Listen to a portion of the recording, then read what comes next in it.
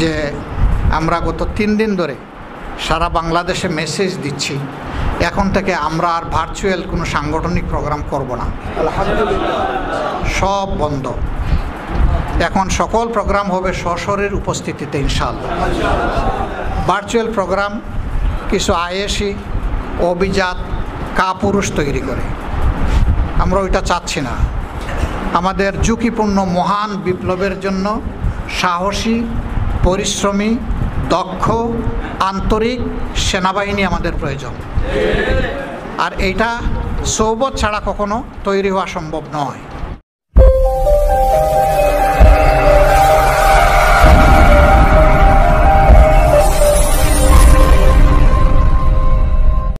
বন্ধুরা, চ্যানেলটি সাবস্ক্রাইব করুন। প্রধান অতিথি ইসলামী আন্দোলনের সিফাহ সালার আমাদের সম্মানিত আমিরে জামাত জনাব ডাক্তার শফিকুর রহমান সাহেব এক্ষুনি আসন গ্রহণ করছেন। আমরা পথটা ক্লিয়ার করে দেই। আমাদের সম্মানিত প্রধান অতিথি এক্ষুনি আসন গ্রহণ করছেন। আমরা সকলে মেহমানকে স্বাগত জানাই। ভোলায় মেহমানের দ্বিতীয়বার আগমন। আমরা ভোলাবাসীর পক্ষ থেকে, সংগঠনের পক্ষ থেকে আমাদের সম্মানিত প্রধান অতিথি আমিরে জামাত, আমাদের সংগঠনের সম্মানিত সিফাহ সালার, ইসলামী আন্দোলনের সিফাহ সালার জনাব ডাক্তার শফিকুর রহমান সাহেবকে ভোলাবাসীর পক্ষ থেকে আন্তরিক মোবারকবাদ, লাল গোলাপ শুভেচ্ছা ভোলাবাসীর পক্ষ থেকে মোবারক। মেহমানকে আসন গ্রহণ করার জন্য সবিনয় অনুরোধ করছি। একটি ইসলামী সঙ্গীত পরিবেশন করবেন ছোট্ট করে আব্দুল আজিজ ভাই। আব্দুল আজিজ ভাই ছোট্ট করে একটি ইসলামী সঙ্গীত পরিবেশন করবেন। এরপরে আমাদের সম্মানিত প্রধান অতিথি আলোচনা পেশ করবেন, প্রশ্নোত্তর দেবেন, এরপরে আলোচনা পেশ করবেন।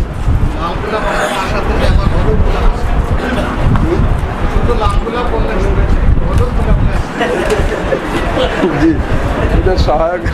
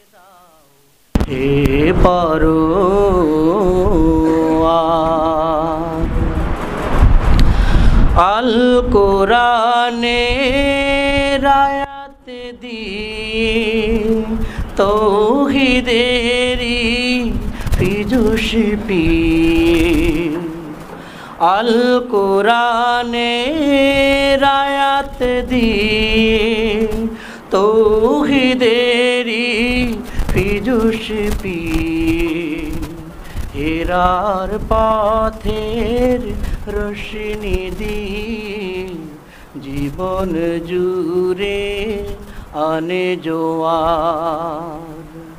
আমার কণ্ঠে এমন সুধা দাও ঢেলে দাও হে পরোয়ার। আমার গানের পরশ পে অশ্রুধারা ওঠেনি, আমার গানের পরশ পে অশ্রুধারা ওঠেনি। শাহ শাহাদাতের ভাগটে জীবন জুড়ে আনে জোয়ার। আমার কণ্ঠে এমন সুধা দাও ঢেলে দাও হে পরোয়ার। জাপিয়ে ঘুমন্ত যাক, জাপিয়ে ঘুমন্ত যাক, ভাঙে যেন রুদ্ধদ্বার। আমার কণ্ঠে এমন সুধা দাও ঢেলে দাও হে পরোয়ার।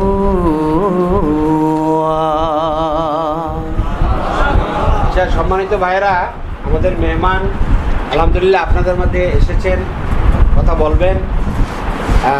এছাড়াও বরিশাল কেন্দ্রিক আরও কিছু কাজ আছে। আজকে সন্ধ্যার পর্যন্ত ইনশাল্লাহ আমাদের এই অঞ্চলে দিকে আসেন। তো এখন এই আপনারা যারা আসেন বাকি প্রোগ্রামগুলো করতে চাই, এই জন্য আগে আপনাদের মনের আবেগ অনুভূতি এটা কোনো ফেসবুকে যাবে না, সমস্ত ক্যামেরাগুলো বন্ধ রাখেন আর কি, ঠিক আছে?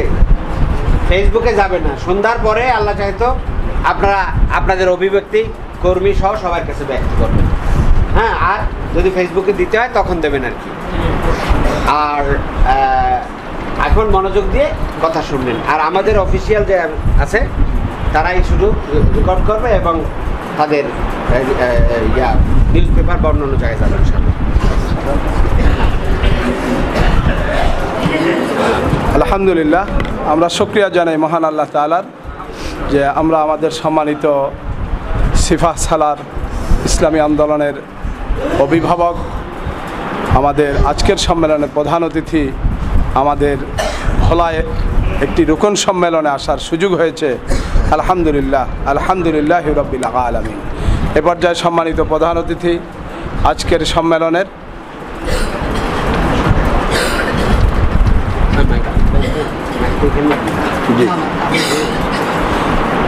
সাধারণ প্রশ্নের উত্তর দেবেন আজকের সম্মেলনের প্রধান অতিথি আমিরে জামাত ডাক্তার শফিকুর রহমান। জনাব ডাক্তার শফিকুর রহমান সাহেবকে সাধারণ প্রশ্ন উত্তর দেওয়ার জন্য সবিনয় অনুরোধ করছি।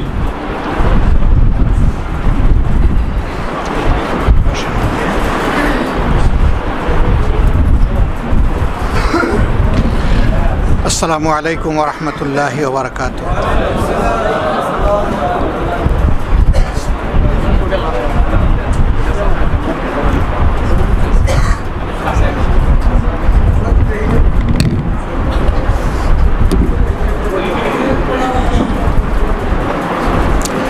আপনারা সবাই কেমন আছেন? প্রশ্ন উত্তরে অনেক সময় যাবে, তাই না? তা আমি তো আসলাম বহুদিন পরে। এর আগে আরও একবার না দুইবার আসলাম মনে হয়, নাকি? আরও দুইবার আসলাম, এটা আমার তৃতীয়বার। তো আগের দুইবারে এই গ্যাদারিং ছিল না, গ্যাদারিংয়ের চেয়ে অনেক ছোট ছিল। এখনও সারা জেলার সমস্ত দায়িত্বশীল ভাইরা এখানে নাই, একটা অংশ এখানে এসেছে। আমি এবং আপনারা কতদিন হায়াত পাবো তা তো জানি না, আরেকটা বার আসা হবে কিনা তাও জানি না।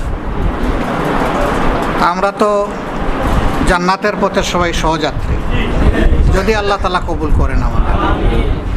সহযাত্রীদের একটু হাত ছুঁইতে যে আমার ইচ্ছা হয়, এই জন্য আমি আমার প্রশ্নোত্তরও সংক্ষিপ্ত করব, বক্তব্যও সংক্ষিপ্ত করব, করে করে সবার হাতের তালুতে একটু চুমু দেওয়ার চেষ্টা করব। ওই সময়টা আমি ওই দিকে কাজে লাগাইতে চাই। কাজেই সব প্রশ্নের জবাব দিতে পারবো না বলে আমি অগ্রিম ক্ষমা চেয়ে নিলাম। কিছুদিন আগে একটা পত্রিকায় দেখলাম জামাত, বিএনপি, গণতন্ত্র মঞ্চ একত্রে আন্দোলনের প্রস্তুতি মিটিং করেছে। শোনা যায় না?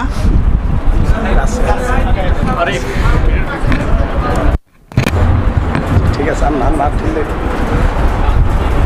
উনি জামাত, বিএনপি, গণতন্ত্র মঞ্চ সবাই মিলে একসাথে আন্দোলন করবে এরকম প্রস্তুতি মিটিং করেছে।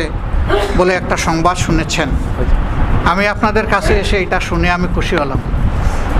আমরা শুনি নাই আর কি, বুলা এসে শুনলাম। গণতন্ত্র মঞ্চ, বিএনপি এবং জামাতের লক্ষ্য উদ্দেশ্য এক নয়। দোয়া করেন জামাত যেন তার পায়ের নলার উপর দাঁড়ানোর শক্তি আল্লাহ তাআলার কাছ থেকে পায়, এবং সে পা দিয়ে বিপ্লবের দিকে যেন দ্রুত আগাইতে পারে, সেই দোয়াটাই করেন। হ্যাঁ, চলার পথে যারাই আমাদেরকে সাহায্যের হাত বাড়াবে আমরা তাদের কাছে কৃতজ্ঞ থাকবো এবং তাদের সাহায্য কবুল করব, কিন্তু আমরা কারো ভাড়াটিয়া কাটবো না ইনশাআল্লাহ। যেহেতু বাংলাদেশ জামাতে ইসলামী ভিশন 48 নিয়ে কাজ করছে, সেহেতু বৈদেশিক সম্পর্কের ক্ষেত্রে বিশেষ করে ভারত এবং চীনের সাথে যোগাযোগ রাখছে কিনা? যোগাযোগ তো কৌশলগত আছে, তবে একটা জিনিস খেয়াল রাখবেন, আল্লাহ যাদের ব্যাপারে আমাদেরকে সতর্ক করে দিয়েছেন, আমাদের কাছে এমন কোনো কেরামতি নাই যে আমরা তাদের মন জয় করতে পারবো। আল্লাহ তাআলার পক্ষ থেকে ফাইনাল কথা যেটা বলে দেওয়া হয়েছে সেইটা খেয়াল রেখেই আমাদেরকে চলতে হবে। এই জন্য অস্থিরতার কোনো কারণ নেই। কাম্মিন ফিয়াতিন কালিলাতিন গালাবাত ফিয়াতান কাসীরাতান বিইজনিল্লাহ, ওটার উপরেই মজবুত ঈমান আমাদেরকে রাখতে হবে ইনশাআল্লাহ। বলা হয়ে থাকে ইরানের সাথে ইসরায়েল এবং আমেরিকার দীর্ঘদিন সুসম্পর্ক ছিল। যদি তাই হয়ে থাকে তবে তা কৌশলগত না আদর্শিক ছিল, বিস্তারিত জানতে চাই। এটা রেজা শাহ পাহলভীর সময় তাদের এটা কি বলবো, এটা দাস এবং মুনিবের সম্পর্ক ছিল। কিন্তু ইরানে যখন ইসলামিক রিভলিউশনের নামে একটা আমূল পরিবর্তন, রেডিক্যাল চেঞ্জ হয়ে গেল, সেই দিন থেকে এই সম্পর্কটা শত্রুতায় পরিণত হয়েছে, এবং তখন থেকে আমার জানা মতো ইরানের সাথে আর আমেরিকার কোনো সুসম্পর্ক গড়ে ওঠেনি। যারা এই ধরনের কথা বলে কার্যত তারা ইরানের বিরুদ্ধে বিষোদ্গার করে। ইরান আমাদের বন্ধু শত্রু, তারা শিয়া না সুন্নি এটা আমার কাছে ম্যাটার না। আমি দেখব যে ইরান কাজ কি করে। ইরান কেন, যে কেউ যদি ভালো কাজ করে আমি তার সমর্থক, সাহায্যকারী। আর কেউ খারাপ কাজ করবে আমরা তার কাছে নাই, পারলে তাকে প্রতিরোধ করব ইনশাআল্লাহ। তো এইটা যারা করে তারা হয়তো অপপ্রচারের আশ্রয় নেয়, যেমন আমাদের বিরুদ্ধে অনেকেই অনেক অপপ্রচার করে, সেই রকমই হইতে পারে, আল্লাহ ভালো জানেন। এক ভাই সালাম দিয়েছেন, ওয়ালাইকুম আসসালাম। আল্লামা দেলোয়ার হোসেন সাইদি একটি সোনালী ইতিহাস, লেখক সাবেক এমপি হামিদুর রহমান আজাদ ভাই ছবি দিয়ে বই করতে অনেকে প্রশ্ন তুলেছেন। আসলে আমি জেলে থাকা অবস্থায় বইটা পাবলিশ হয়েছে, বের হয়ে আমি একটা কপি দেখেছি। সেই সময় এই ভাই দেশের বাইরে আছেন, আসলে আমি কথা বলবো। ছবির মহামারী থেকে আমাদেরকে বের হয়ে আসতে হবে ইনশাআল্লাহ। বর্তমানে রোকন সংখ্যা কত? কোনো জেলায় কাজ সবচেয়ে ভালো, কোনো জেলায় কাজ সবচেয়ে কম। রোকন সংখ্যাটা সর্বশেষ তথ্য আমার কাছে নাই, আমি তো 100 বছর জেলের ভিতরে। মৌলানা আব্দুল হালিম কি বলতে পারবেন? হ্যাঁ, 91,000 উনি বলছেন, নারী পুরুষ মিলে।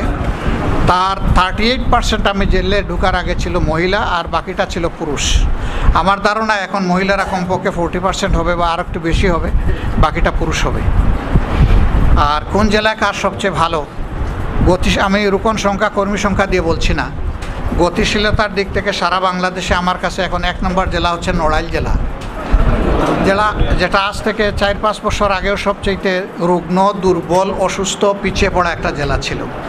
আলহামদুলিল্লাহ গত 3-4 বছর ধরে তারা বেশ ভালো করছে, এবং এবার সারা বাংলাদেশের যেটুকু আমি খবর নেওয়ার সুযোগ পেয়েছি, তাদের অবস্থান, কাজের প্রবৃত্তি, ময়দানের শৃঙ্খলা এবং দাওয়াত সম্প্রসারণের দিক থেকে সবার চেয়ে এগিয়ে আছে। আমি দোয়া করি আমাদের সবগুলা জেলার একই অবস্থা হোক, এবং নেক কাজে সবার মধ্যে তীব্র প্রতিযোগিতা হোক। আর দুর্বলের নাম শুনে কোনো লাভ নাই, শুধু দোয়া করেন দুর্বলকে আল্লাহ যেন সবল করে দেন। আমাদের পরিচয়ে পরিচিত শীর্ষস্থানীয় অনেক আলেম বিতর্কিত কথা বলে আলেমদের মধ্যে দূরত্ব তৈরি করে। এ বিষয়ে কেন্দ্রীয় সংগঠনের ভূমিকা প্রয়োজন। আসলে এই যে সামাজিক যোগাযোগ মাধ্যম, এর নিয়ন্ত্রণ কারো হাতে নেই। কে যে কোন সময় কোন দিকে কোন গুলি আর তীর মারে, মারার পরে টের পাওয়া যায় যে সে মেরে দিছে। কিন্তু গুলি আর তীর তো তখন ছুটে গেল, তখন তো ওইটা তার দিকে আর ফিরে আসবে না। এইটা যে ক্ষতস্থান তৈরি করে, এটা সহজে আবার সেরে ওঠে না। এটা আমরা তীব্রভাবে অনুভব করি। আমরা যেখানে ঐক্যের জন্য, আদর্শিক ঐক্য বা ইসলামী ঐক্যের জন্য পেরেশান, সেখানে কিছু ভাই নিজেদের বিদ্যার বাহাদুরি জাহির করার জন্য এই যে কাজ করেন, এটা আমাদের কাছে অসহ্য যন্ত্রণা। এই যন্ত্রণা থেকে আল্লাহ আমাদেরকে মুক্তি দিন আর ওদেরকে সহি বুঝদান করেন। আমরা তো দৃষ্টি আকর্ষণ করি তীর মারার পরে, কিন্তু এর আগেও তো আমরা বলে আসছি যে আপনারা তীর মারার আগে একটু পরামর্শ করবেন, পরামর্শ না করে তীর মারবেন না। কিন্তু কিছু ভাই এত অতি উৎসাহী, নিজেকে পণ্ডিত জাহির করার জন্য তারা আগ বেড়ে অতি উৎসাহী হয়ে এমন কিছু কাজ করেন যাতে আমরা বিব্রত হই, গোটা ইসলামী মহল বিব্রত হয় এবং মুসলমানরা এতে দারুণভাবে ব্যথিত হয়। আল্লাহ এই বিপদ থেকে আমাদেরকে রক্ষা করুন। বুলা জেলাতে রোকন সংখ্যা অনেক, তারপর কোনো জনপ্রতিনিধি নেই। গণসংগঠন হওয়ার জন্য কি করা দরকার বলবেন? উপজেলা নির্বাচনে যাওয়ার সিদ্ধান্ত নিয়ে আবার স্থগিত করা আমাদের সংগঠনের সিদ্ধান্ত নেওয়ার ক্ষেত্রে দুর্বলতা আছে কি বলবেন? গণসংগঠন হওয়ার জন্য যা দরকার আজকের বক্তারা তা বলেছেন, আমিও যদি একটু সময় পাই কিছু বলবো ইনশাআল্লাহ। আর উপজেলা নির্বাচনে আমরা একবার সিদ্ধান্ত নিলাম আমরা যাব, পরে আবার 11th আওয়ারে আমরা সিদ্ধান্ত নিলাম আমরা যাব না। নিশ্চয়ই এটা আমাদের দুর্বলতা স্বীকার করার মধ্যে কোনো লজ্জা নেই, বরঞ্চ দুর্বলতাকে সঠিক প্রমাণ করা এটাই হচ্ছে লজ্জার বিষয়। মানুষ একাও দুর্বল কাজ করতে পারে, দুর্বল সিদ্ধান্ত নিতে পারে, আবার সমষ্টিগতভাবেও দুর্বল কাজ, দুর্বল সিদ্ধান্ত হয়ে যায়। আমরা আগের সিদ্ধান্তটাকে তখনকার বিদ্যমান প্রেক্ষাপটে সঠিক মনে করেছিলাম। পরবর্তী পর্যায়ে যখন দেখলাম যে এক সরকারি দল ছাড়া অন্য কোনো দল নির্বাচনে যাচ্ছে না, তখন আমাদের যাওয়াটা ছিল নিজের বুকে ছুরি মারার সামনে। যেই দলটা এই সরকারের সময় সবচেয়ে বড় মজলুম, এই দলটা যদি এককভাবে শুধু আওয়ামী লীগের সাথেই নির্বাচন করত, তাহলে মজলুমদের প্রতি মানুষের যে দোয়া সহানুভূতি তা 180 ডিগ্রি ঘুরে যেত এবং মানুষ একটা নিকৃষ্ট শব্দ আমাদের কপালে লাগাইয়ে দিত, যেটা আমরা সহজে ছুটাইতে পারতাম না। আমরা তখন ধারণা করেছিলাম আরও কেউ যাবে, কিন্তু এন্ড অফ দ্য ডে আমরা দেখলাম যাচ্ছে না। তাই আমরা এই সিদ্ধান্ত নিয়েছি। এই সিদ্ধান্ত না নিলে এই ভাইয়েরা আজকে যারা প্রশ্ন করছেন তারাও বলবেন যে মরে মরে দেখে দেখেও কি আমরা শিখি না? আমরা আমাদের সিদ্ধান্ত কেন রিভিউ করলাম না? সেই প্রশ্ন আবার আপনারাই তুলতেন না? তুলতেন। তো এর মাঝে যদি কোনো অকল্যাণ থাকে আল্লাহ আমাদেরকে হেফাজত করুন, আর যাবতীয় কল্যাণ দিয়ে আল্লাহ আমাদেরকে আগাইয়ে দিন। বাংলাদেশে গণতন্ত্রের যে আকাল চলছে, তাতে অদূর ভবিষ্যতে এ ধারাবাহিকতা দূর হবার কোনো সম্ভাবনা আছে কিনা, মানে আকালের যে ধারাবাহিকতা এটা দূর হওয়ার কোনো সম্ভাবনা আছে কিনা? আসলে ওই গণতন্ত্র তো আসলে মুক্তি দিবে না।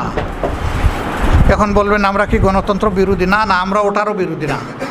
যতদিন পর্যন্ত নিয়মতান্ত্রিক পন্থায় কাজ করার পরিবেশ থাকবে, আমাদের দায়িত্ব হবে ততদিন সমাজে বিশৃঙ্খলা সৃষ্টি না করে নিয়মতান্ত্রিকভাবেই কাজ করা। কিন্তু সকল দুয়ার বন্ধ হয়ে গেলেও ইসলামী আন্দোলনের দরজা বন্ধ হবে না। তখন যে দরজাটা খোলা থাকবে সেই দরজা দিয়ে ইনশাআল্লাহ আমরা মার্চ ফরওয়ার্ড করবো ইনশাআল্লাহ। হরতাল অবরোধ করা কি গুনাহের কাজ? আমাকে অন্য একটি রাজনৈতিক দলের অনুসারীরা বলেছে হরতাল হচ্ছে একটি ছোট গুনাহ, তাই আমরা এটা থেকে বিরত থাকি। ছোট ছোট গুনাহ এক সময় বড় গুনাহ হয়। হ্যাঁ, গুনাহ তো গুনাহই। অবশ্য আল্লাহর দরবারে বড় আমলের একটা মর্যাদা, আবার ছোট আমলের আর একটা মর্যাদা। ফরজ আমল করলে তার একটা মর্যাদা, নফল আমল করলে আর একটা মর্যাদা। ঠিক এমনিভাবে সুস্পষ্ট হারাম কাজ করলে একটা মর্যাদা, আবার মকরু কাজ করলে আর একটা মর্যাদা। মর্যাদার তারতম্য তো অবশ্যই আছে। তা আমরা চেষ্টা করব সকল গুনাহ থেকেই বেঁচে থাকতে। কিন্তু চলার পথে যখন বিশৃঙ্খলা এবং সুশৃঙ্খলা দুইটা পথ যখন আমাদের সামনে খোলা থাকবে, আমাদের দায়িত্ব হবে সুশৃঙ্খল পথ দিয়ে হাঁটা।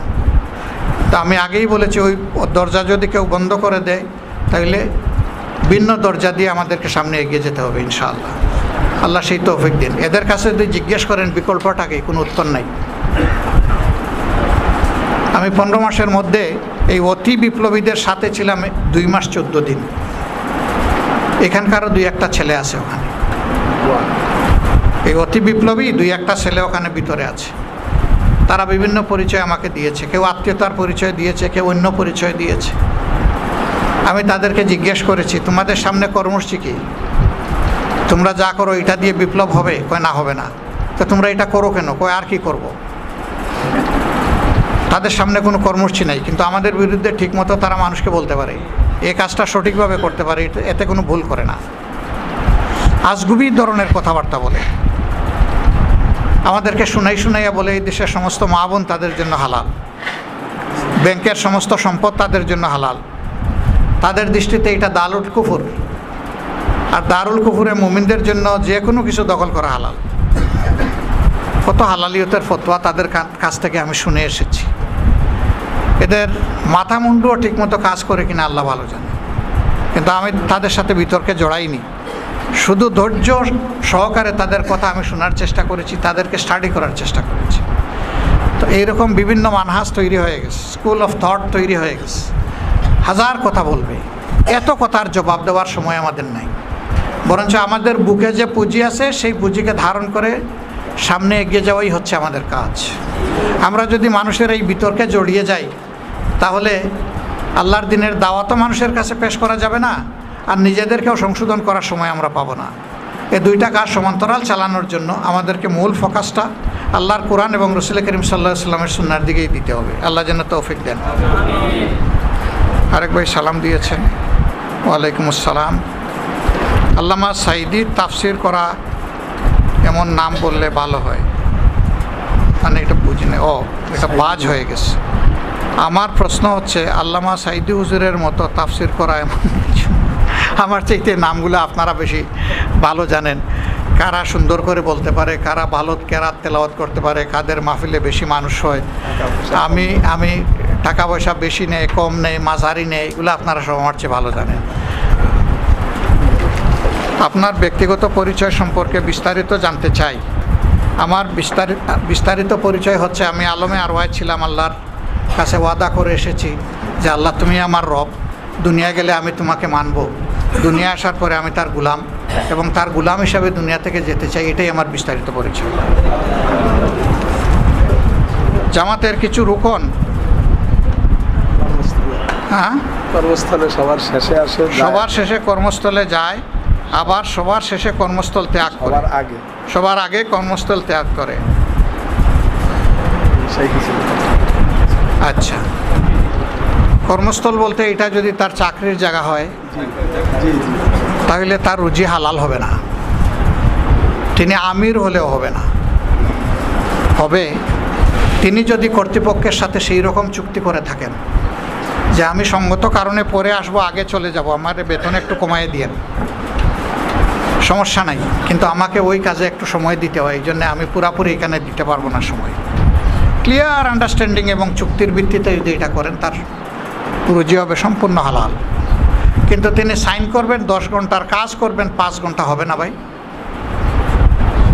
না গিয়ে সাক্ষ্য করবেন, হবে না। এটা জামাতের রুকন কেন, আমি বলতেছি কেন্দ্রীয় আমির হলেও হবে না। হালাল হালালি, হারাম হালালি, হারাম এবং হালাল স্পষ্টভাবে বাইয়ানা করে আল্লাহ তাআলা বলে দিয়েছেন। এটাকে গুলায় ফেললে আমাদের হবে না। এই জায়গা নিয়ে আমার কথা আছে, আমি বলবো ইনশাল্লাহ মূল জায়গায়। বাংলাদেশ জামাতে ইসলামী, শ্রমিক কল্যাণ মসজিদ মিশন, ওলামা মাশায়েখ এবং IBWF ইত্যাদিভাবে ভাগে ভাগে কার্যক্রম পরিচালনা করে থাকে। স্বাভাবিক কারণেই ওই স্বতন্ত্র সংগঠনের কাজও মূল সংগঠনের মতো সমান গুরুত্ব দিয়ে তদারক করার কথা, কিন্তু IBWF এর বিষয়ে দেখা যাচ্ছে জেলা সংগঠনের কাছে ওইভাবে গুরুত্ব পাচ্ছে না। এই বিষয়ে কেন্দ্রের দৃষ্টিভঙ্গির মাধ্যমে কি নাকি মেসেজ পৌঁছানোর বিষয়ে কোনো ঘাটতি আছে কি না? না, কোনো ঘাটতি নাই। এখানে হাত মিলাইতে হলে 2 পক্ষের হাত মিলাইতে হয়, তাই না? আমি যার দিকে হাত মিলালাম সে যদি এরকম করে, আমি কি হাত মিলাতে পারবো? তার তো হাতটা সামনে বাড়িয়ে দেওয়া লাগবে। আইবিডব্লিউএফকেও সংগঠনের কাজে ওই রকম হাত বাড়াইলে স্বয়ং আমির সাহেবই তাদের কর্মী হয়ে যাবে, ইনশাল্লাহ সমস্যা হবে না। আমরা যেন এইভাবে সমন্বয়টা করতে পারি, তাইলে কোনো সমস্যা হবে না। আর আমাদের কোনো সৎ ভাই নাই, আমাদের কোনো সৎ ভাই নাই, সবাই আমরা সহদর, ঠিক আছে না? কাজেই এগুলো আমাদেরই উইং, আমাদেরই সংগঠন, তারা যেন আমাদের কাছে ভাই হিসাবে ইনসাফটুকু পায়, এটা আমরা চেষ্টা করব। এবং সংশ্লিষ্ট স্তরের দায়িত্বশীল যারা আছেন তাদেরকেও আমরা চেষ্টা করতে অনুরোধ করব ইনশাআল্লাহ। আলহামদুলিল্লাহ, আপনাদের সওয়ালের হয়তো প্রত্যাশিত জবাব আমি দিতে পারি নাই, তা আমার আকল জ্ঞান আল্লাহ যা দিয়েছিলেন এবং যেটাকে আমি উপযুক্ত মনে করেছি সেটাই আপনাদের সামনে পেশ করেছি। এর মধ্যে কোনো ত্রুটি হলে আল্লাহ আমাকে ক্ষমা করুন, আর যা আল্লাহর কাছে পছন্দ হয়েছে এটাকে আল্লাহ বারাকামণ্ডিত করুন। আর ঘোষণার দরকার আছে? নাই, আমি চালাই নাকি? ঘোষণা দিয়ে সময় নষ্ট করে লাভ নাই। সম্মানিত ভাইরা, আজকে থেকে আমাদের গণসংযোগ পক্ষ চলার কথা। এই যে আপনারা এখানে সমবেত হলেন, এটাকে এর খেলাফ কাজ হচ্ছে না? হ্যাঁ, এটা খেলাফ কাজ না? কেন? এইভাবে তো আভ্যন্তরীণ প্রোগ্রাম এই পক্ষে করার কথা না, তো এটা তো একটা খেলাফ কাজ। তো বলবেন যে এটা খেলাফে হাসানা নাকি? হ্যাঁ না, খেলাফি। ভবিষ্যতে আমরা খেয়াল রাখবো যে এই ধরনের শিরক আমরা যাতে না করি, এক প্রোগ্রামের সাথে আরেক প্রোগ্রাম জড়াইয়ে দিয়ে হক যাতে নষ্ট না হয়। তবে আমি শুকরিয়া আদায় করি যে আমরা গত 3 দিন ধরে সারা বাংলাদেশে মেসেজ দিচ্ছি, এখন থেকে আমরা আর ভার্চুয়াল কোনো সাংগঠনিক প্রোগ্রাম করব না, সব বন্ধ। এখন সকল প্রোগ্রাম হবে সশরীর উপস্থিতিতে ইনশাআল্লাহ। ভার্চুয়াল প্রোগ্রাম কিছু আয়েশি অভিজাত কাপুরুষ তৈরি করে, আমরা ওইটা চাচ্ছি না। আমাদের ঝুঁকিপূর্ণ মহান বিপ্লবের জন্য সাহসী, পরিশ্রমী, দক্ষ, আন্তরিক সেনাবাহিনী আমাদের প্রয়োজন। আর এইটা সৌবত ছাড়া কখনো তৈরি হওয়া সম্ভব নয়। করোনা যখন আমাদেরকে কাবু করে ফেলেছিল, আমাদের একের সাথে অন্যের মুলাকাত যখন বন্ধ হয়ে গিয়েছিল, তখন তাৎক্ষণিকভাবে আমরা এই কর্মসূচিতে গিয়েছিলাম বিকল্প হিসাবে অন্তত কাজ জারি রাখার জন্যে। এখন কি সেই সমস্যা এখনও রয়ে গেছে? তা আমরা কেন এটাকে রেখে দিয়েছি? এটা নিজেদের উপরে আমরা জুলুম করেছি, আল্লাহ আমাদেরকে ক্ষমা করুন। এর মাধ্যমে সংগঠনের অনেক ক্ষতি হয়ে গিয়েছে, ওই সময় লাভ হয়েছিল আর এখন অব্যাহত ক্ষতি হচ্ছে। এই ক্ষতি থেকে আল্লাহ আমাদেরকে হেফাজত করুন, উদ্ধার করুন। এই জন্যে ইউনিট থেকে শুরু করে জেলা, মহানগরী পর্যন্ত, কেন্দ্র পর্যন্ত সকল প্রোগ্রাম এখন হবে ইনশাল্লাহ সশরীর উপস্থিতিতে। আমরা নির্বাহী প্রোগ্রাম দিয়ে সবসময় নির্বাহী প্রোগ্রাম উপস্থিতিতেই হয়, মাঝে মাঝে 2-1টা ভার্চুয়াল হয়েছে, আমরা এটা আর করব না। আমি বের হওয়ার পরে পূর্ণাঙ্গ কোনো নির্বাহী হয়নি, নির্বাহী দিয়ে শুরু হবে, কর্মপরিষদ সশরীরে হবে, সুরার অধিবেশনও ইনশাল্লাহ সশরীরে হবে, যে ফর্মেই হোক। আমরা আর ওই রকম মিটা প্রোগ্রাম আর করবো না, ওটা থেকে আমরা বের হয়ে আসব। এটা প্রথম দাওয়াত, আজকের প্রথম মেসেজ। এটা দাওয়াতি অভিযান শুরু হয়েছে না, তো এটা দিলাম প্রথম দাওয়াত, যে এই দাওয়াত কবুল করলেন তো আপনারা সবাই, আলহামদুলিল্লাহ। আমাদের প্রিয় সন্তান ছাত্র শিবিরকে ওই মেসেজটা আপনারা দিবেন, লোকাল যারা আছে। আমি তাদের কেন্দ্রের সাথে এখনও এটা নিয়ে কোনো থ্রেডবেয়ার ডিসকাশন করতে পারিনি, আমি করব, তাদের সাথেও করব, সংস্থার সাথেও করব, বোনদের সাথে কথা হয়েছে, আরও হবে ইনশাআল্লাহ। আমরা এখন সেভাবেই আল্লাহর উপর ভরসা করে আগাবো। সম্মানিত ভাইরা, আমরা এই অভিযানের মধ্য দিয়ে কি অ্যাচিভ করতে চাচ্ছি? এই যে 15 দিনের অভিযান, আমরা তো সারা বছর 365 দিনই দায়ী আল্লাহ। আমরা 365 দিন নিজেরা আল্লাহর গুলাম এবং মানুষকে আল্লাহর গুলামির দিকে ডাকার চেষ্টা করি। তো এখন এটা অভিযান কেন? সেনাবাহিনীতে যারা চাকরি করেন তাদের নিয়মিত ইন্টারভেলে বৎসরে 2 বৎসরে 6 মাসে রিফ্রেশার কোর্স করতে হয়। সেই কোর্সে তাদেরকে কঠোর পরিশ্রম করানো হয়। যাতে যুদ্ধের ঝুঁকি আসলে তারা ময়দানে টিকে থাকতে পারে, পালায় না যায়, আত্মসমর্পণ না করে, ভেঙে না পড়ে, মুষড়ে না যায়, হতভম্ব না হয়, তারা যেন সব সময় প্রস্তুত থাকতে পারে। এই জন্যে রিফ্রেশার কোর্সগুলো করা হয়ে থাকে। 365 দিন যদি আমরা সহি মেজাজে দাওয়াতে দিনের কাজ করতাম দাঈল আল্লাহ হিসাবে, আলাদা অভিযান পালন করার কোনো প্রয়োজন পড়ে না। আমরা 365 দিন 5 ওয়াক্ত ফরজ নামাজ আদায় করার চেষ্টা করি। আল্লাহ তাআলা কি বৎসরে এমন কোনো মাস তৈরি করে দিয়েছেন যে এই মাস এই নামাজের অভিযান চলবে, এরকম কোনো মাস আপনাদের জানা আছে? তাইলে আল্লাহর ইবাদত খণ্ডকালীন হয় না। কিন্তু আমরা কেন করছি? আমরা করছি আমাদের দুর্বলতার কাফফারা দেওয়ার জন্য। আমরা ওই যে বাকি 11 মাস বা 11.5 মাস যে ঠিকমতো দাঈল আল্লাহ হিসাবে কাজ করি নাই, এর কাফফারা আদায় করার জন্য আমরা এই কাজ করি। একটা রোজার কাফফারা কি? স্বেচ্ছায় যদি একজন একটা রোজা ছেড়ে দেয়, তার কাফফারাটা কি? হ্যাঁ, গোলাম আজাদ করবে, 60টা রোজা রাখবে, অথবা 60 জন মিসকিন খাওয়াবে, এবং 60টা রোজা হতে হবে আবার একটানা ধারাবাহিক। এখানে কোনো মাঝখানে কোনো ধরনের ছেদ দেওয়া যাবে না। ছেদ দিলে আবার ফের পহেল আছে, আবার 60টা শুরু হয়ে যাবে। এমনকি 59টা রেখে যদি কেউ গ্যাপ দেন, তা আবার তাকে 60টাই রাখতে হবে। তাহলে কাফফারা এমন এক জিনিস যেটাতে কোনো তারতম্য করা যায় না। এখন আমাদের কাফফারা হচ্ছে এই 15 দিন। 365 দিনের আমরা যে 350 দিন ঠিকমতো কাজ করি নাই, এটার কাফফারা হলো এই 15 দিন।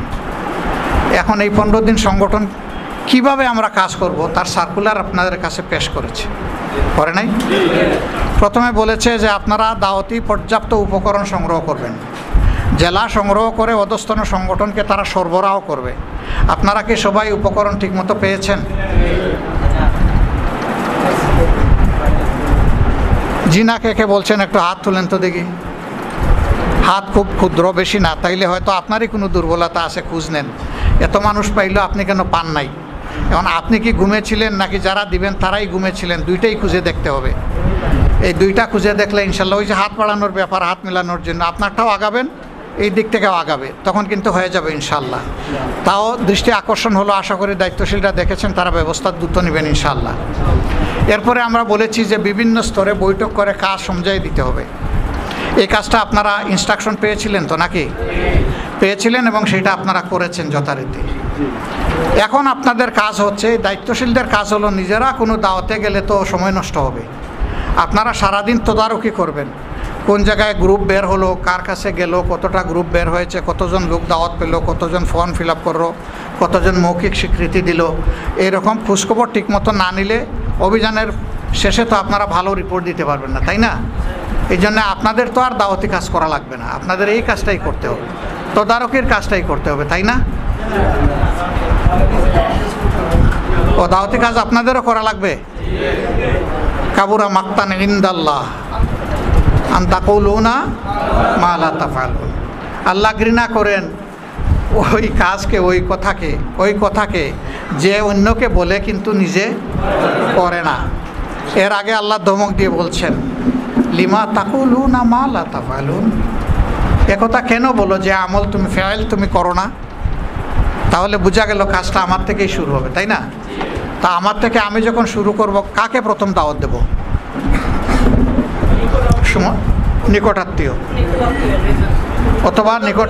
অথবা নিকট প্রতিবেশী, অথবা কর্মস্থলের নিকট সঙ্গী, তাই না? আমি যদি দ্বিমত করি, আপনারা কি মন খারাপ করবেন? আমি এই তিনটার কোনোটার সাথে একমত না, বলবেন তাইলে কারে দেব? আমারে দেব। আমি প্রথম দাওয়াতটা আমারে দেব। এই আমারে আমার দাওয়াত দেওয়ার অর্থটা কি? আমারে আমার দাওয়াত দেওয়ার অর্থ হচ্ছে যে আল্লাহর পক্ষ থেকে আমি হেদায়েতের কামিলিয়তের সার্টিফিকেট পাইনি। আমি বুকে হাত দিয়ে বলতে পারবো না যে আমি মজবুত ইমানদার। আমি বুকে হাত দিয়ে বলতে পারবো না আমার সকল কথা কাজ ইলিম এবং আমল হুবহু সমান হয়ে গিয়েছে, আমি বলতে পারবো না। তাহলে দাওয়াত আগে কারে দেব? নিজের নফসকে দেব। এই জায়গা থেকে দাওয়াত শুরু হবে। এ নফস, আগে তুমি দাওয়াত সমঝো। আমি আগে তোমাকে সোজা করতে চাই, তুমি আগে সোজা হয়ে যাও। তুমি যখন সোজা হবে তখন এই দাওয়াত নিয়ে তুমি অন্যের কাছে যাবে। এরপরে আপনারা যা বলেছেন তাই। মা জীবিত থাকলে প্রথম হকদার তিনি, এরপরে বাবা, তারপরে স্ত্রী, এরপরে সন্তান সন্ততি, এরপরে ভাই বোন, তারপরে নিকট থেকে দূরের আত্মীয়, প্রতিবেশীরা নিকট থেকে দূরের, কর্মস্থলের সঙ্গীরাও নিকট থেকে দূরের, আমার ব্যবসায় হোক অথবা আমার চাকরির প্রতিষ্ঠানে যেখানেই হোক, তাদের হক আমার উপরে আছে, তারাও আমার আহাল। কু আনফুসাকুম আহলিকুম নারা, এটা আল্লাহ তালার কু দিয়ে, এটা হুকুম সূচক, আমরের সেগা, হুকুম সূচক আয়াত। করো, করতে হবে, নিজেকে রক্ষা করো আর তোমার আহলকে রক্ষা করো। সেই আহলরা যেন হাসরের দিন আমাদের পক্ষের সাক্ষী হয়, এই জন্য তাদের হক তাদের হাতে তুলে দিতে হবে দরদ আন্তরিকতা নিয়ে। আমার আহলের মধ্যে কেউ যদি এথিস্ট, নাস্তিক হয়, তার জন্য সেজদায় পড়ে আল্লাহর কাছে দোয়া করতে হবে, চোখের পানি দিয়ে দোয়া করতে হবে যে হে আল্লাহ, সে তো আমার আহল, তারে তুমি ফিরাইয়া দাও, কলবের চাবি তোমার কাছে, তুমি কলব ঘুরে দাও, মাকালিদুস সামাওয়াতি ওয়াল আরদ, চাবির বান্ডিল তোমার হাতে আল্লাহ, ওই কলবটা তার ঘুরে দাও তোমার গোলামের দিকে, ইসলামের দিকে, ইহসানের দিকে, নাজাতের দিকে, জান্নাতের দিকে আল্লাহ তুমি তাকে ঘুরে দাও এবং তার মাধ্যমে তুমি ইসলামের শক্তিকে বৃদ্ধি করে দাও। এই দোয়া করে তার পিছনে লেগে থাকতে হবে। আল্লাহ চাইলে এক সময় না এক সময় কাজ হবে ইনশাআল্লাহ। ওমর কি লাভ দিয়ে একদিনে ইসলাম কবুল করে ফেলেছিলেন? তিনি তো কাবায় প্রথমে রাসূলুল্লাহ সাল্লাল্লাহু আলাইহি সাল্লামের তেলাওয়াত শুনেছিলেন, সম্মোহনী দুটা কান আর হৃদয় দিয়ে শুনেছিলেন, কিন্তু সাথে সাথে তো ঈমান আনেন নাই। তাকেও বিভিন্ন ধাক্কা খেয়ে খেয়ে তারপরে একটা পর্যায়ে তলোয়ার ফেলে দিয়ে ঈমান এনেছিলেন। এই জন্যে মানুষের জন্য যখন আমরা কল্যাণ কামনা করব, সেটা চোখের পানি নয়, সেটা বুকের পানি দিয়ে, বুকের হৃদয়ের পানি দিয়ে করব। হ্যাঁ, হৃদয়ে যখন কারো ব্যাপারে আবেগের জোয়ার উঠে, তখনই চোখের কোনা দিয়ে সত্যিকারের পানি বের হয়। ওই পানিটা আল্লাহর কাছে বড় পছন্দের। সেই পানি উপহার দিয়ে মানুষের জন্য দোয়া করব, নিজের জন্য দোয়া করব। প্রিয় ভাইরা, এইভাবে যদি আমরা এই জেলায়, ভোলা জেলা, এটা নিয়ামত বড় একটা জেলা, আল্লাহ তাআলা এত প্রাকৃতিক সম্পদ এখানে দান করেছেন, এত সৌন্দর্যের বৈচিত্র্য এখানে দান করেছেন। এরকম সমৃদ্ধ জেলা বাংলাদেশে খুব কমই আছে। মৎস্য সম্পদ, জলজ সম্পদ, স্থলজ সম্পদ, ভেষজ সম্পদ, খনিজ সম্পদ, অনেক সম্পদ দিয়ে এই জেলাটাকে আল্লাহ ভাসায় রেখেছেন। এত নিয়ামত যে আল্লাহ দিলেন, সেই আল্লাহ শুকরিয়াকে আরও বেশি করে আদায় করা আমাদের দায়িত্ব না? আপনারা যদি লালমনিরহাট যান, কুড়িগ্রাম যান, আপনারা যদি উত্তরবঙ্গের সেই তেঁতুলিয়ায়, পঞ্চগড়ে যান, মানুষের ঘর বাড়ি দেখলে এমনিই শুকরিয়ার পানি চোখ দিয়ে ঝরতে থাকবে। এই যে চেহারাগুলো আমি দেখছি, নারিকেল খাওয়া এই চেহারাগুলা, আলহামদুলিল্লাহ সকলের চেহারার মধ্যে একটা নূরের চমক আছে। আর সেখানকার চেহারাগুলো জানেন, এক একটা গাল এক একটা পুষ্করণী। এত কঠোর পরিশ্রম করতে হয়, জীবন যুদ্ধে তাদেরকে এত কষ্ট স্বীকার করতে হয়। সেই মানুষগুলোর তুলনায় আল্লাহ যে আপনাদেরকে অনেক স্বস্তিতে, আরামে, শান্তিতে, সমৃদ্ধিতে রাখলেন, সেই আল্লাহর শুকরিয়াকে আমরা বেশি করে আদায় করব না? এবং সেই শুকরিয়া আদায়ের কথা শুধু মুখে আলহামদুলিল্লাহ বললেই হয়ে যাবে না, গোলামির পূর্ণ হক আমাদেরকে আদায় করতে হবে। যখন গোলামির পূর্ণ হক আমরা আদায় করব, তখন আলহামদুলিল্লাহ সেই শুকরিয়াটা সত্যিকার অর্থে আদায় হবে। এখন প্রশ্ন করি, মনে করেন এই ভোলা জেলায় উদাহরণস্বরূপ 30 লক্ষ নরনারী বসবাস করে, নারী, পুরুষ, শিশু, আবাল, বৃদ্ধ, বনিতা, হিন্দু, মুসলমান, বৌদ্ধ, খ্রিস্টান মিলে এখানে 30 লক্ষ মানুষ বসবাস করে। এদের সকলের পরিচয় হচ্ছে তারা আশরাফুল মখলুকাত, এরা মানুষ। এদের 1 নম্বর পরিচয়। 2 নম্বর পরিচয়, সে কোন ধর্মে বিশ্বাসী, সে আল্লাহ বিশ্বাসী নাকি অবিশ্বাসী, এটা তার 2 নম্বর পরিচয়। কিন্তু 1 নম্বর পরিচয়, সে নাস। এই নাসরা পরস্পরের প্রতি দায়িত্বশীল, জিম্মাদার। রাসূল করিম সাল্লাল্লাহু আলাইহি সাল্লামকে আল্লাহ আরবের নবী করে পাঠান নাই, কুরাইশের নবী করে পাঠান নাই, তামাম জাহানের নবী করে পাঠিয়েছেন। এই জন্য কোরআনের মৌলিক 2টি অ্যাড্রেস, ইয়া আইয়ুহাল মুমিনুন, ইয়া আইয়ুহান নাস, 2টাই কিন্তু কোরআনের অ্যাড্রেস। আল্লাহ মানব জাতিকে অ্যাড্রেস করেছেন আবার আল্লাহ তাআলা মুমিনদেরকে আলাদা করে অ্যাড্রেস করেছেন মর্যাদাপূর্ণভাবে। সেই মানুষগুলার কত পার্সেন্টের কাছে আমরা ইতিমধ্যে জামাতে ইসলামের নয়, আল্লাহর দিনের দাওয়াত নিয়ে আমরা পৌঁছতে পেরেছি কত পার্সেন্ট মানুষের কাছে? যদি এই প্রশ্ন করি, আমাদের বিবেক জবাব দিবে এই সংখ্যাটা কোনো অবস্থাতেই 15%-এর বেশি হবে না। কোনো জায়গায় আরও কম, আর কোনো জায়গায় হয়তো এর চেয়ে একটু বেশি হবে।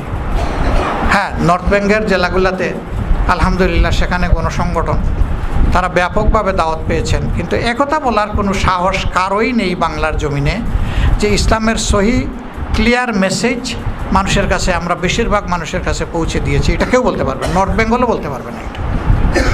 সেখানেও ভাষা ভাষা আবেগ নিয়ে সমর্থন আছে সংগঠনের প্রতি, কিন্তু দিন এখনও সবার কাছে স্পষ্ট নয়। অথচ দিনকে আল্লাহ তাআলা স্পষ্ট করেই নাজিল করেছেন। এখন দ্বিতীয় দাওয়াত হচ্ছে ইলিম এবং ইমানের বৈপরীত্য দূর করার পাশাপাশি সত্যিকারের ইলিম হাসিল করা। এটাও আমি আগে, এরপরে মানুষকে ইলিম হাসিলের দাওয়াত দেওয়া। আমি নিজেই যদি কোরআনের ছাত্র না হই, মনোযোগী ছাত্র না হই, তো আরেকজনকে আমি কোরআন কীভাবে বুঝাবো বলেন তো দেখি?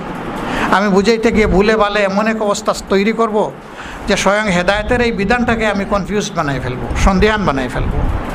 এই জন্য কোরআনের সাথে আমাদের গভীর সম্পর্ক হওয়া উচিত। তাই প্রতিদিন আমাদের রিপোর্টের মান ঠিক রাখার জন্য কমপক্ষে 2 আয়াত আমাদের অধ্যয়ন করা উচিত, ঠিক না? জি, এটাতেও আপনারা সাড়া দিলেন না, মিশ্র সাড়া। হ্যাঁ, রিপোর্টের মান রক্ষা করার জন্য যে তেলাওয়াত বা অধ্যয়ন হবে ওইটা রিপোর্ট পর্যন্ত থাকবে, ওইটা আল্লাহর দরবারে পৌঁছবে না। মাওলাকে পাওয়ার জন্য পাগল হয়ে যে অধ্যয়ন হবে ওটা আল্লাহর দরবারে পৌঁছবে। সেটা 1 আয়াত, 1 রুকু না 1 পারা, 1 সূরা, এটা পরের ব্যাপার, যার যার ক্যাপাসিটি অনুযায়ী। কিন্তু এটা অবশ্যই হতে হবে আল্লাহকে খুঁজে বের করা এবং আল্লাহর সাথে আমার সম্পর্কটা ঠিক করে নেওয়া, জেনে নেওয়া। এই উদ্দেশ্যে যখন কোরআনের অধ্যয়ন হবে, এই কোরআন হবে আমাদের জন্য জীবন্ত কোরআন। আর এর বাইরে যত অধ্যয়ন কিংবা তেলাওয়াত এগুলো হইল মৃত। আল্লাহ তাআলা কোরআনকে মৃত হওয়ার জন্য দুনিয়ায় পাঠান, এটা জীবন্ত জীবন বিধান, সেইভাবে আল্লাহ পাঠিয়েছে। অতএব আমাদের দ্বিতীয় দাওয়াত নিজের কাছে এবং মানুষের কাছে, ভাই তুমি কোরআনটা পড়ো।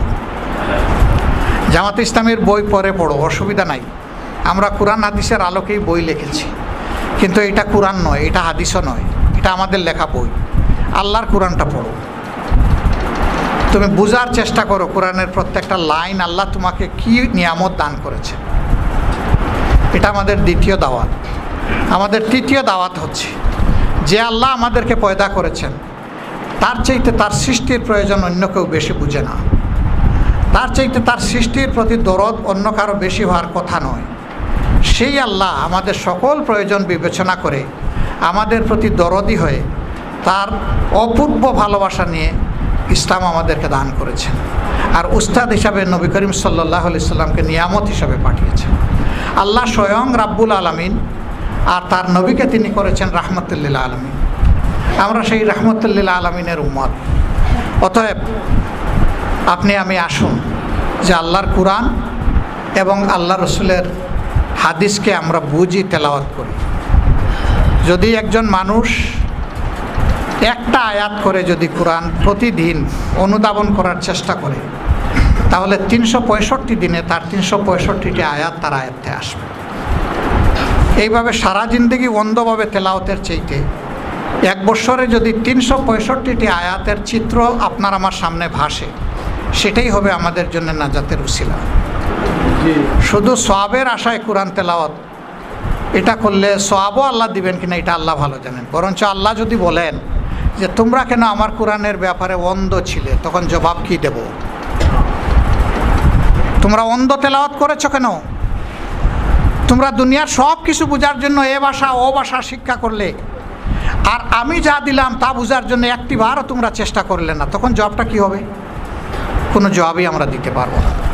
সুতরাং বুঝে শুনে আমরা যে অধ্যয়নটা করব, আশা করা যায় বিনিময় ওখানেই আল্লাহ দেবেন। এটা মিস হওয়ার কথা না, ওটা নিশ্চিত, ওটা পাওয়া যাবে ইনশাল্লাহ। মানুষকে আমরা সেই দাওয়াতটা দেব। এরপরে মানুষকে আমরা কি বলবো? আমরা বলবো যে দেখেন, জামাত ইসলামী গতানুগতিক অর্থের কোনো রাজনৈতিক দল নয়। আমরা একটা দল অবশ্যই, তা আমরা আল্লাহর পথের দল। কোরআনে যে রাজনীতির কথা বলা হয়েছে আমরা সেই রাজনীতি করব।